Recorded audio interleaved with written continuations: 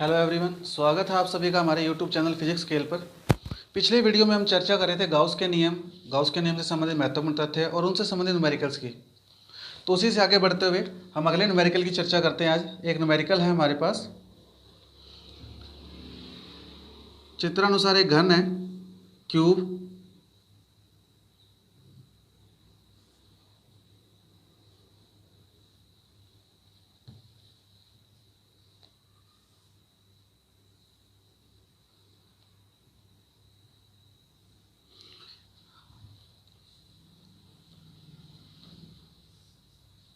जो आकाश में त्रिविम में स्थित है। इस प्रकार से ये इसका मूल बिंदु है O0,0। ये घन एक समान विद्युत क्षेत्र में, ये विद्युत क्षेत्र की दिशा है, ये दिशा होगी विद्युत क्षेत्र की। इस प्रकार से एक समान विद्युत क्षेत्र E में इस प्रकार से स्थित है कि जो E वेक्टर है वो E0 x i कैप की फॉर्म में है। E वेक्टर की जो वैल्यू है वो E0 x i कैप है। E वेक्टर i कैप दिशा में यानी x अक्ष की दिशा में है, और E0 जो यहाँ है कांस्टेंट है। यहाँ E0 क्या है? कांस्टेंट। और इस कांस्टेंट की एक वैल्यू है, वो वैल्यू आपके अकॉर्डिंग प्रश्न में जो आपको वैल्यू दी गई है वो वैल्यू है आपके पास E0 की 2.5 × 10⁵ 2.5 × 10⁵ न्यूटन प्रति कूलाम इंटू मीटर। ये E0 की वैल्यू आपको गिवन है अकॉर्डिंग टू क्वेश्चन में गिवन है। साथ में आपको ये गिवन है जो घन है उस घन की जो भुजा है, घन की क्यूब की जो भुजा है वो है आपके पास 1 सेंटीमीटर। हम घन की भुजा को यदि a मान लें तो उसकी वैल्यू 1 सेंटीमीटर है, तो इसका आंसर होगा 1 × 10⁻² मीटर। इसे मीटर में कन्वर्ट कर दिया हमने। तो घन चित्रानुसार एक क्यूब है, वो एक समान विद्युत क्षेत्र में इस प्रकार से स्थित है कि घन की भुजा 1 सेंटीमीटर है, और यहाँ पे जो विद्युत क्षेत्र है उसकी वैल्यू है E0 x i कैप, जहाँ E0 कांस्टेंट और उसकी वैल्यू है 2.5 × 10⁵ न्यूटन प्रति कूलाम इंटू मीटर। तो इस घन से निर्गत कुल विद्युत फ्लक्स ज्ञात कीजिए, साथ ही साथ इस घन से परिबद्ध कुल आवेश ज्ञात कीजिए। क्वेश्चन की स्टेटमेंट मैं कंप्लीटली दोबारा से आपको रिपीट कर रहा हूँ। चित्रानुसार एक क्यूब घन एक समान विद्युत क्षेत्र में इस प्रकार से स्थित है कि घन की भुजा 1 सेंटीमीटर है, जबकि आरोपित विद्युत क्षेत्र E वेक्टर बराबर E0 x i कैप है, जहाँ E0 कांस्टेंट है जिसका मान 2.5 × 10⁵ न्यूटन प्रति कूलाम इंटू मीटर है। अतः घन से पारित कुल विद्युत फ्लक्स ज्ञात कीजिए, साथ ही साथ घन से परिबद्ध कुल आवेश भी ज्ञात कीजिए। तो अगर आप यहाँ देखें तो घन के 6 फलक हैं। एक फलक ये,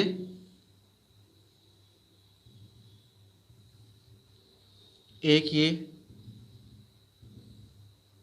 एक x अक्ष में है ये वाला, और एक x डैश में है। एक फलक ये रहा आपके सामने ऊपर की ओर, और एक जस्ट इसके नीचे ये वाला फलक। एक सामने है आपके सामने ये, और एक इसकी बैक साइड में ये। तो कुल मिला के ये घन है 6 फलकों से मिलकर बना हुआ, और हम जानते हैं कि किसी भी घन या घनाभ के 6 फलक होते हैं।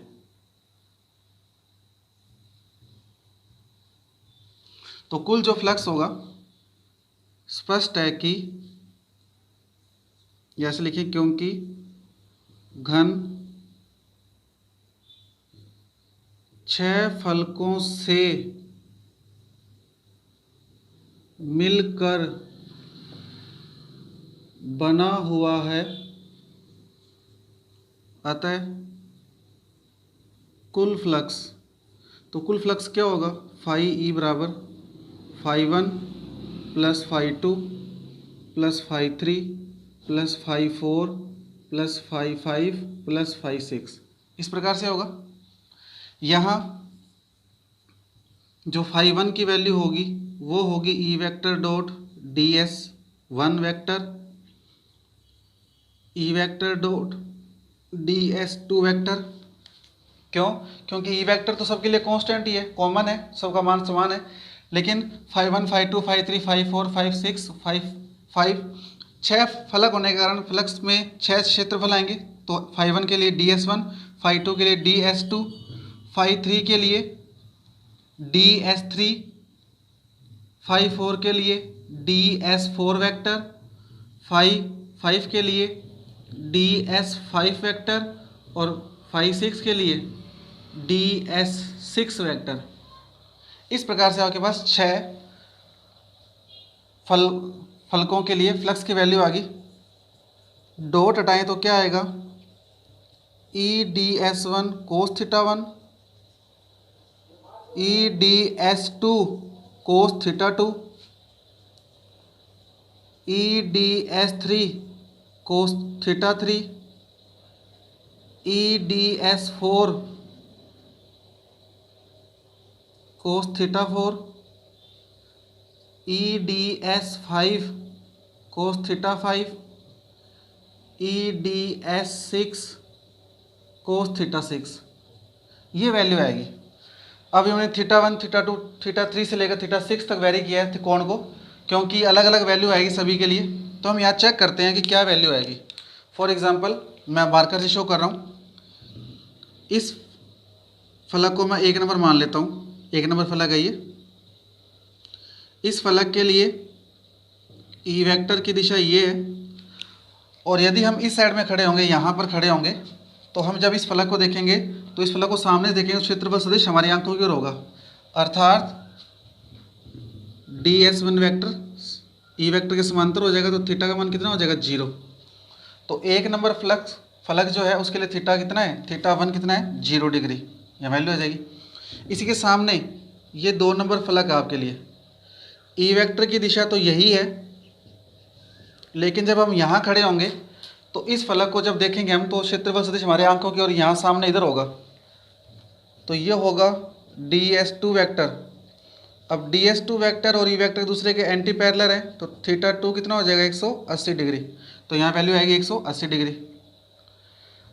अब ये घन है, इस घन के नीचे वाले फलक को हम देखेंगे यूँ नीचे से, इस तरीके से। तो ये जो होगा ये 3 नंबर फलक है, और इस 3 नंबर फलक के लिए जो क्षेत्रफल सदिश होगा DS3 वेक्टर वो नीचे की ओर होगा, जबकि ई वेक्टर x दिशा में है। तो थीटा का मान कितना होगा, 90 डिग्री। तो थीटा 3 आएगा 90 डिग्री। तो यहाँ 90 आएगी वैल्यू यहाँ पर, क्योंकि नीचे के फ्लक्स को देखने पर क्षेत्रफल सदिश नीचे की ओर होगा। ऊपर के फ्लक्स को देखेंगे तो हम ऊपर से देखेंगे, ऐसे इसे घन ऐसे रखकर ऊपर से देखेंगे तो क्षेत्रफल सदिश ऊपर की ओर होगा। तो ये 4 नंबर चार नंबर फलक के लिए जो क्षेत्रफल सदिश होगा DS4 वो ऊपर की ओर होगा, और ई वेक्टर इस दिशा में है, x दिशा में है। तो थीटा 4 की वैल्यू कितनी होगी, 90। अब बात आती है सामने वाला फलक। सामने वाला फलक ये है। सामने वाले फलक को जब हम देखेंगे तो क्षेत्रफल सदिश यूँ होगा सामने की ओर। तो ये सामने वाला फलक 5 नंबर है, और इसके लिए क्षेत्रफल सदिश सामने होगा। अब उसे सामने दिखा नहीं सकते हम, लेकिन हम कह सकते हैं कि 5 नंबर जो फलक होगा उसके लिए भी थीटा 5 का मान कितना होगा, 90 डिग्री। क्यों, क्योंकि ई वेक्टर इस दिशा में है, ये ई वेक्टर है इस दिशा में, ये क्षेत्रफल सदिश होगा सामने की ओर। तो थीटा कितना होगा इन दोनों के मध्य, 90। तो 5 नंबर फ्लक्स के लिए क्या होगा, 90। और जो फलक बैक साइड में है, पीछे ये वाली, ये बैक साइड में फलक है, ये 6 नंबर मान लें इसे। तो ई वेक्टर इस दिशा में है।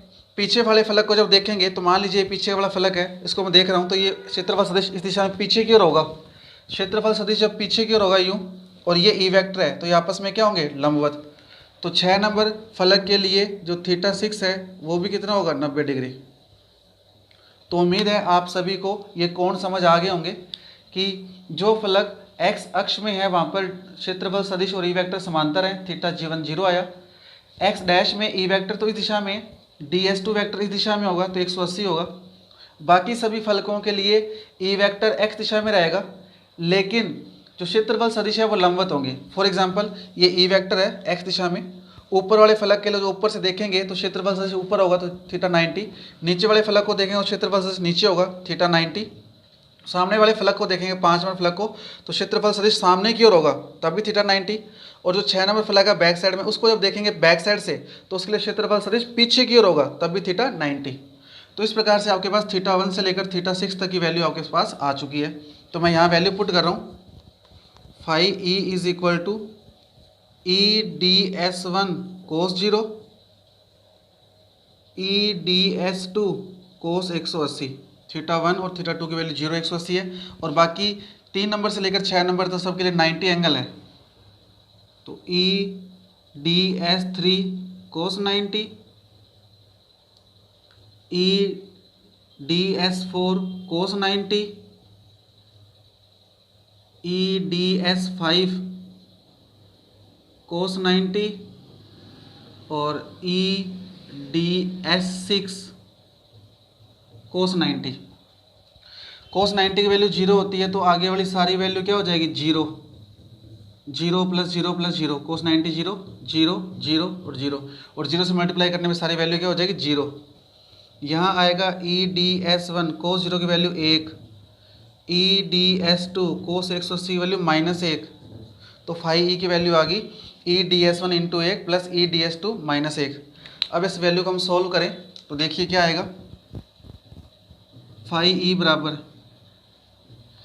1 × EDS1 EDS1 -1 × EDS2, तो माइनस का प्लस से गुणा क्या हो जाएगा, माइनस, तो ये आएगा EDS2।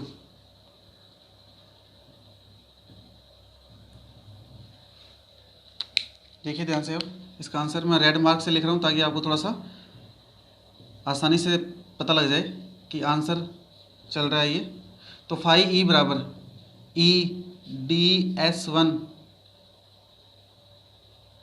DS1 और DS2 क्या है, क्षेत्रफल है, और घन का एक फलक, घन की सारी फलकें 6 की 6 बराबर होती है, और हम जानते हैं घन की प्रत्येक फलक क्या होती है, भुजा।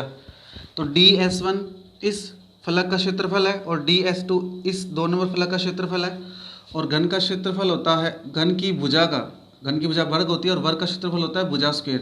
तो E × भुजा स्क्वायर और E × भुजा स्क्वायर। हम ध्यान से देखें, ये मूल बिंदु है, इस मूल बिंदु से इस 1 नंबर फलक की जो दूरी है ये है, इतनी डिस्टेंस है ये, और ये घन की भुजा के बराबर है, और घन की भुजा कितनी है, 1 सेंटीमीटर। तो यहाँ तो आएगा E × A और इसका हो जाएगा क्यूब। दूसरा E × इस 2 नंबर फलक है, ये 2 नंबर फलक मूल बिंदु पे स्थित है। ये 2 नंबर जो फलक है ये आपकी, ये कहाँ स्थित है, मूल बिंदु पे। ऐसे है ये, इस तरह से बना हुआ है, सामने की ओर फलक है, एक बैक साइड में फलक है, एक ये फलक है, एक बैक साइड में फलक है, एक ऊपर है, एक नीचे है, एक ये दाएं वाली है और एक ये बाएं वाली। जो ये बाएं की फलक है, लेफ्ट साइड में जो फलक है ये 2 नंबर फलक मूल बिंदु पे स्थित है, और जब मूल बिंदु पे स्थित है इसकी दूरी कितनी होगी, 0। तो यहाँ आएगा 0, 0 का स्क्वायर। तो कुल मिला के आपके पास आंसर बचेगा EA3, क्योंकि 0 × A 0 हो जाएगा। तो फ्लक्स की वैल्यू कितनी आ गई, EA3। दोबारा से देख लीजिए, DS1 और DS2, 1 नंबर भुजा का क्षेत्रफल DS1, 2 नंबर भुजा का क्षेत्रफल DS2। घन की प्रत्येक फलक एक वर्ग होती है, और वर्ग का क्षेत्रफल होता है भुजा स्क्वायर, तो भुजा स्क्वायर। DS1 पहली भुजा का क्षेत्रफल है, और पहली भुजा की मूल बिंदु से डिस्टेंस जो है वो यहाँ तक है, और ये घन की भुजा के बराबर है, यानी A के, तो यहाँ पे A3। लेकिन जो दूसरा फलक है DS2 जो फलक था, वो फलक यहाँ मूल बिंदु पे स्थित है, तो यहाँ मूल बिंदु से इसकी डिस्टेंस क्या होगी, 0, तो यहाँ पे आएगा 0 का स्क्वायर। तो फ्लक्स की वैल्यू आ गई 5e बराबर EA3। अब हम इस वैल्यू को सोल्व करें टोटल मिला के, तो हमारे पास क्या आंसर आएगा, देखिए।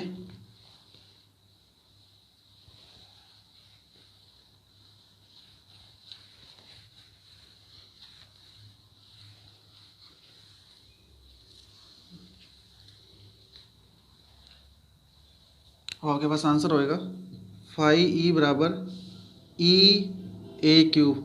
E की वैल्यू है E0 × x।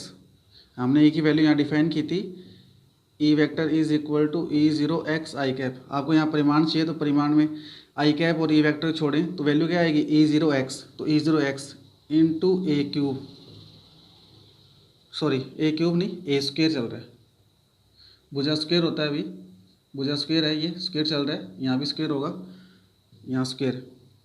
तो E0 × x क्या है, x घन की भुजा थी, x क्या थी, घन की भुजा, तो भुजा कितनी है, A, और यहाँ पे स्क्वायर है ये, तो A × A स्क्वायर कितना हो जाएगा, A3।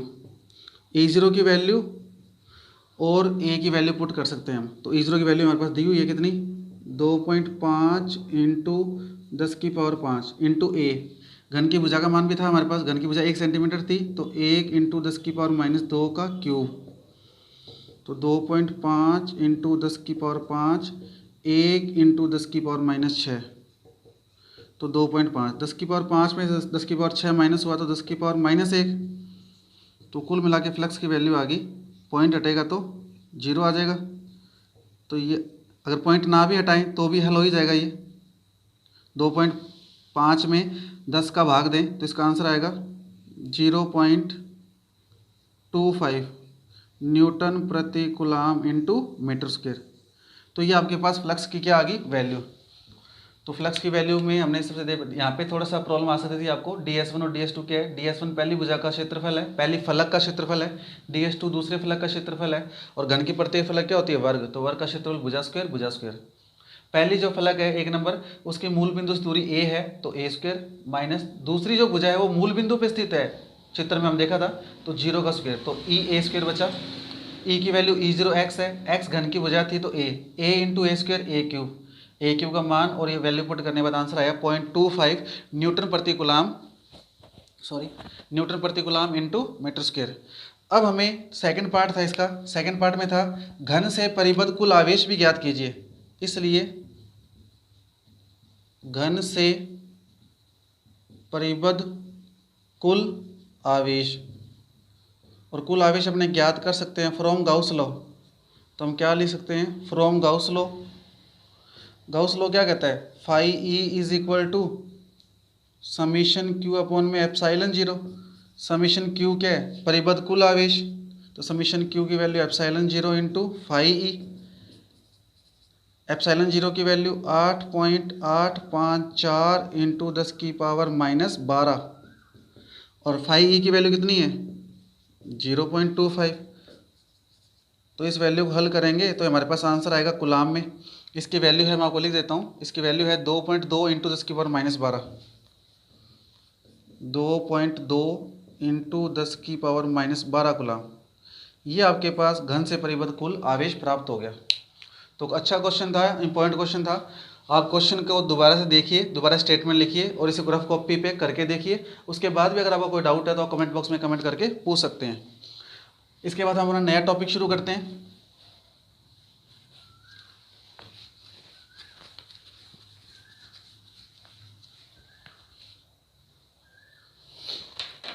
हमारा आज का नया टॉपिक है कूलाम के नियम द्वारा गाउस का नियम प्राप्त करना। कूलाम के नियम द्वारा गाउस का नियम प्राप्त करना। अब कूलाम का नियम जानते हैं, जो दो स्थिर और बिंदुवत आवेशों मध्य लगता है बराबर k q1 q2 अपॉन में r²। उसके द्वारा हमें गाउस का नियम प्राप्त करना है, समीशन q अपॉन में epsilon 0 is equal to phi E. तो हम क्या करते हैं, मानना किसी बिंदु O पर एक बिंदु आवेश प्लस Q स्थित है, बिंदु आवेश प्लस Q स्थित है। फॉर एग्जांपल ये प्लस Q आवेश स्थित है इस बिंदु O पर, जिसके कारण स्मॉल r दूरी पर स्थित बिंदु P पर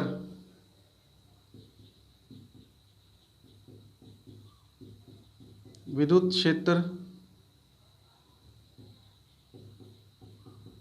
होगा।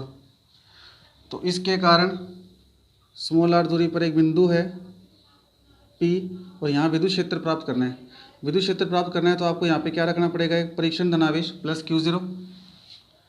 तो इन दोनों आवेशों के कारण प्लस Q आवेश के कारण प्लस Q0 आवेश पर जो विद्युतीय बल लगेगा, विद्युत क्षेत्र निम्न प्रकार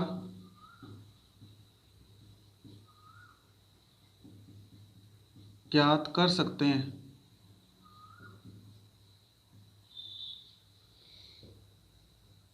तो बिंदु O पर स्थित प्लस Q आवेश के कारण बिंदु P पर जो प्लस Q0 आवेश है उस पर लगने वाला कूलाम बल क्या होगा। आपके पास कूलाम बल होगा F बराबर K Q1 Q2 अपॉन में आर स्क्वायर होता है, तो K Q1 की जगह Q, Q2 की जगह Q0 अपॉन में आर स्क्वायर। हमें कूलाम नियम से गाउस का नियम प्राप्त करना है। कूलाम का नियम हमने लिख दिया।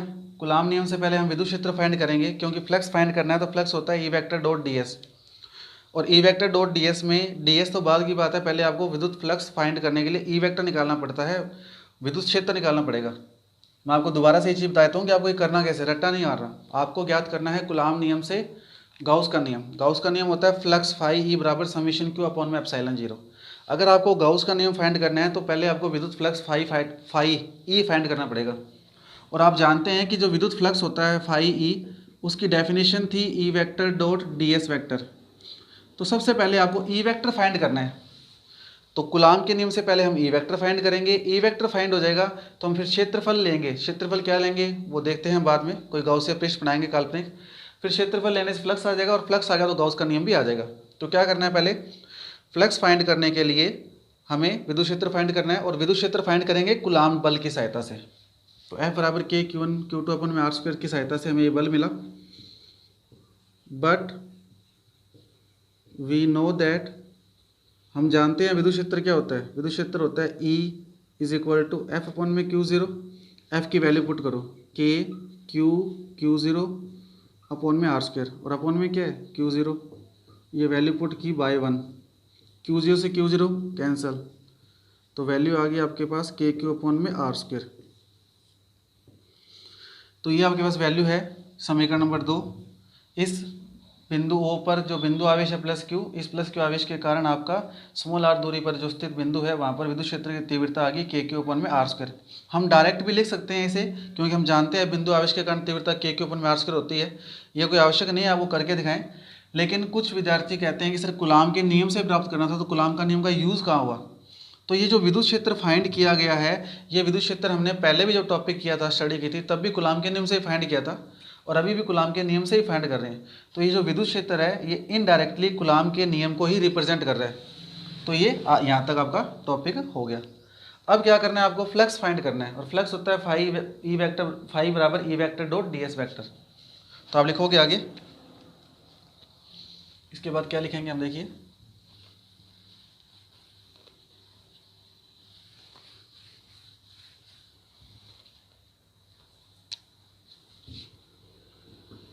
विद्युत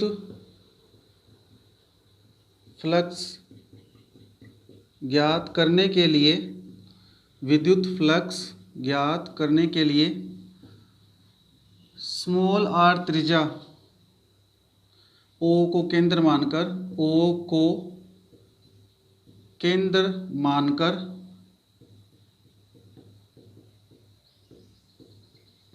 स्मॉल r त्रिज्या के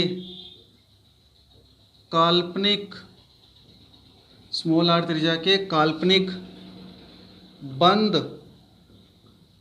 पृष्ठ, जिसे हम क्या कहते हैं, गाउसीय पृष्ठ। विद्युत फ्लक्स ज्ञात करने के लिए O को केंद्र मानकर स्मॉल r त्रिज्या के काल्पनिक बंद पृष्ठ की कल्पना की जाती है। तो हम कल्पना कर लेते हैं। देखिए, O को केंद्र माना और स्मॉल r त्रिज्या के बंद काल्पनिक पृष्ठ की कल्पना कर ली हमने, और इसे क्या कहते हैं, गाउसीय पृष्ठ। स्मॉल r त्रिज्या के गोलीय, स्मॉल r त्रिज्या के गोलीय काल्पनिक बंद पृष्ठ की कल्पना की जाती है। गोलाकार है ये, गाउसीय पृष्ठ जो है गोला मान लिया हमने इसे। यहाँ आपको 2D फॉर्म में दिखाई देगा ये, लेकिन ये गोला है, गोला माना हमने इसके, क्योंकि बंद पृष्ठ गोला ही बनेगा। तो हमने एक आकाश में जो बिंदु आवेश था प्लस Q, यहाँ पे स्मॉल r दूरी पे एक पॉइंट था, इसके कारण हमने यहाँ पे तीव्रता निकाली। अब तीव्रता निकालनी है तो हमने इसके चारों ओर एक गोला मान लिया, इसके चारों ओर पूरा एक बंद गोला इस तरह से, यानी एक फुटबॉल या बॉल इस तरीके से गोला मान लिया, जो इस पूरे आवेश को क्या कर रहा है, कवर कर रहा है। तो विद्युत फ्लक्स ज्ञात करने के लिए O को केंद्र मानकर r त्रिज्या के गोलीय या गोलाकार काल्पनिक बंद पृष्ठ या गाउसीय पृष्ठ की कल्पना की जाती है, जहां एक अल्पांश ds जहाँ एक क्षेत्रफल अल्पांश ds लिया जाता है, जहाँ एक क्षेत्रफल अल्पांश ds लिया जाता है। और हमने इसी पॉइंट पर एक क्षेत्रफल अल्पांश ले लिया गोले पर, क्योंकि ये गोला है पूरा, गोला है ये, तो हमने यहाँ पे क्या ले लिया, एक क्षेत्रफल अल्पांश। ये आपके सामने क्षेत्रफल अल्पांश है, और ये क्षेत्रफल अल्पांश है कितना, ds। तो अगर गोले के ऊपर जैसे मान लीजिए कोई बॉल है, फुटबॉल, उसके ऊपर कोई क्षेत्रफल अल्पांश लिया और आप उसे देख रहे हो, तो उसका क्षेत्रफल सदिश कहाँ होगा, आपकी आंख की ओर। तो अगर मैं यहाँ खड़ा होके इसे देखूँ अब इधर साइड में यूँ, तो क्षेत्रफल सदिश कहाँ होगा, मेरी आंखों की ओर, यूँ होगा ऐसे। ये मैं इस गोले को देख रहा हूँ, इस पार्ट को, तो क्षेत्रफल सदिश कहाँ होगा, मेरी आंखों की ओर। तो ये आपका क्षेत्रफल सदिश है। इसी बिंदु पर इस प्लस क्यू आवेश के कारण ये Q0 का अंक दिख रहा है इस साइड में बाहर की ओर, तो विद्युत क्षेत्र की जो तीव्रता की दिशा है वो भी इधर होगी। दोनों समांतर होने के कारण थीटा कितना हो जाएगा, 0। देखिए प्लस क्यू आवेश के कारण प्लस Q0 आवेश बाहर की ओर गति करेगा। जब बाहर की ओर गति करेगा तो विद्युत क्षेत्र की दिशा बाहर की ओर होगी। और जब आप इस दिशा में खड़े होकर गोले को देखेंगे, यहाँ से खड़े होकर जब गोले को देखेंगे, तो क्षेत्रफल सदिश आपकी आंखों की ओर होगा, यानी बाहर की ओर। तो ई वेक्टर और ds वेक्टर, क्षेत्रफल सदिश और विद्युत क्षेत्र दोनों एक ही दिशा में हैं, तो थीटा कितना हो जाएगा, 0 डिग्री। तो हमने क्या लिखा, जहाँ क्षेत्रफल अल्पांश ds लिया जाता है, तो ये क्षेत्रफल अल्पांश है गोले के ऊपर, ds, इसकी दिशा बाहर की ओर है, ई वेक्टर भी बाहर की ओर है, थीटा कितना हो गया, 0। तो अब आगे लिखेंगे, अतः क्षेत्रफल अल्पांश से निर्गत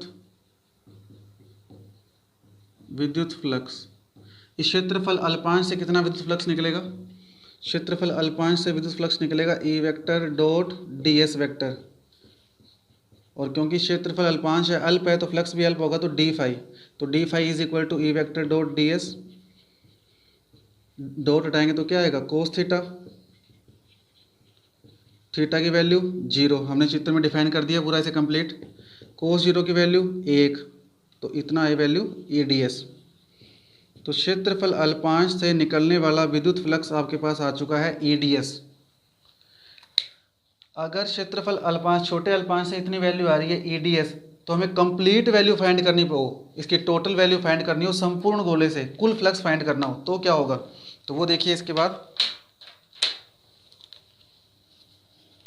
अतः संपूर्ण गोलीय पृष्ठ से निर्गत कुल विद्युत फ्लक्स, कुल विद्युत फ्लक्स क्या होगा, फाई ई, और इंटीग्रेशन होगा किसका, डी फाई ई का, अल्प का, और एस आएगा यहाँ पर। देखिए कुल फ्लक्स क्या होगा, फाई ई। फाई ई को निकालने के लिए क्या करेंगे, इंटीग्रेशन करेंगे, किसका इंटीग्रेशन करेंगे, अल्प का, तो डी फाई ई का। और पैरों में क्या आएगा, एस, एस का मतलब पृष्ठ, क्योंकि पृष्ठ कैसा है, बंद है, तो क्या आएगा, क्लोज इंटीग्रेशन। डी फाई की वैल्यू पुट कर दो, तो close integration S, D phi की वैल्यू है ई डी एस बाय 3, ये वैल्यू आ गई फाई ई की। इसके बाद हम इसे हल करें, तो देखिए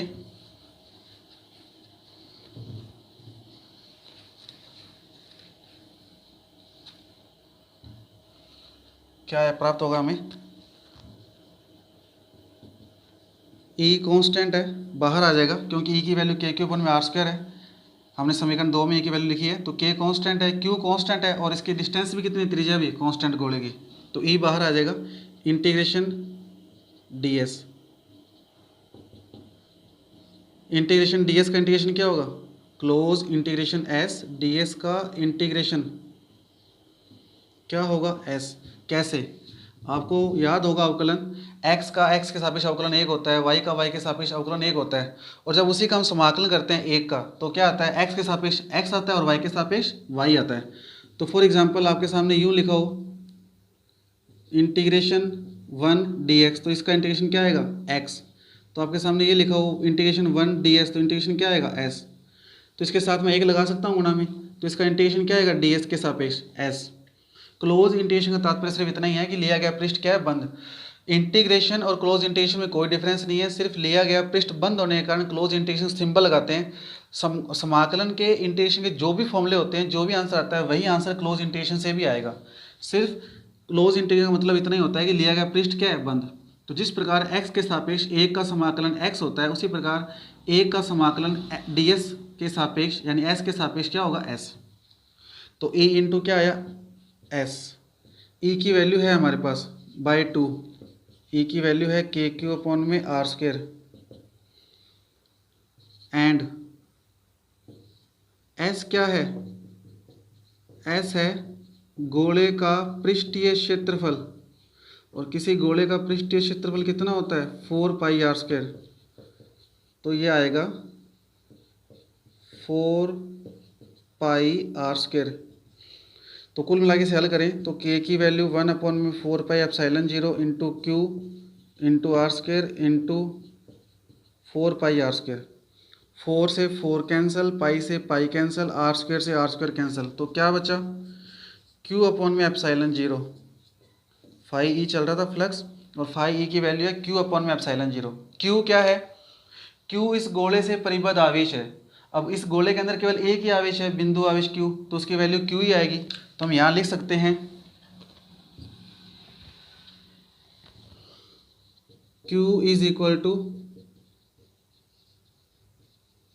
गॉसीय पृष्ठ के द्वारा परिबद्ध कुल आवेश, क्योंकि इस स्मॉल आर त्रिज्या के गॉसीय पृष्ठ ने केवल इसी आवेश को तो घेरा हुआ है। तो Q को मैं समीशन Q लिख सकता हूँ, क्योंकि ये गॉसीय पृष्ठ की तरह घेरा गया कुल आवेश है। तो यहाँ क्या बनेगा इस फॉर्मूले को, फाई ई बराबर समीशन Q अपॉन में एप्सिलॉन 0। यही गाउस का नियम है, यही गाउस का नियम है। तो हमने ये गाउस का नियम प्राप्त कर लिया। तो गाउस का नियम आ गया आपके पास, और गाउस का नियम फाई ई बराबर समीशन Q अपॉन एप्सिलॉन 0 होता है, ये हमने स्टडी किया हुआ है। और ये नियम आया कैसे है, ये आया है कूलाम के नियम से। पहले कूलाम का नियम लिखा, बल लिखा, फिर विद्युत क्षेत्र फाइंड किया, विद्युत क्षेत्र से हमने फ्लक्स फाइंड किया, और फ्लक्स से क्या आ गया, गाउस का नियम। तो आज का जो हमारा टॉपिक है यहीं समाप्त होता है। मिलते हैं अगले वीडियो में अगले नए टॉपिक के साथ। अगले वीडियो में हम गाउस के नियम की एप्लीकेशन का अध्ययन करेंगे। अब आगे गाउस के नियम की एप्लीकेशन है, इस लेसन में गाउस के नियम की 9 एप्लीकेशन है, उसके बाद चैप्टर कंप्लीट होगा। 9 एप्लीकेशन के अंदर पार्ट्स हैं, उसके केस हैं। फर्स्ट एप्लीकेशन है जो उसकी, फिर 3 पार्ट है, फिर सेकंड एप्लीकेशन उसके 3 पार्ट है, फिर थर्ड एप्लीकेशन उसके 3 पार्ट हैं। तो इस प्रकार से कुल मिला के 18-19 टॉपिक हैं आपके जो गाउस के नियम के एप्लीकेशन पे हैं। बहुत आसान है, एक अगर एप्लीकेशन आप समझ लेते हैं तो बाकी सारी एज इट इज़ डिट्टो है। तो मिलते हैं नेक्स्ट वीडियो।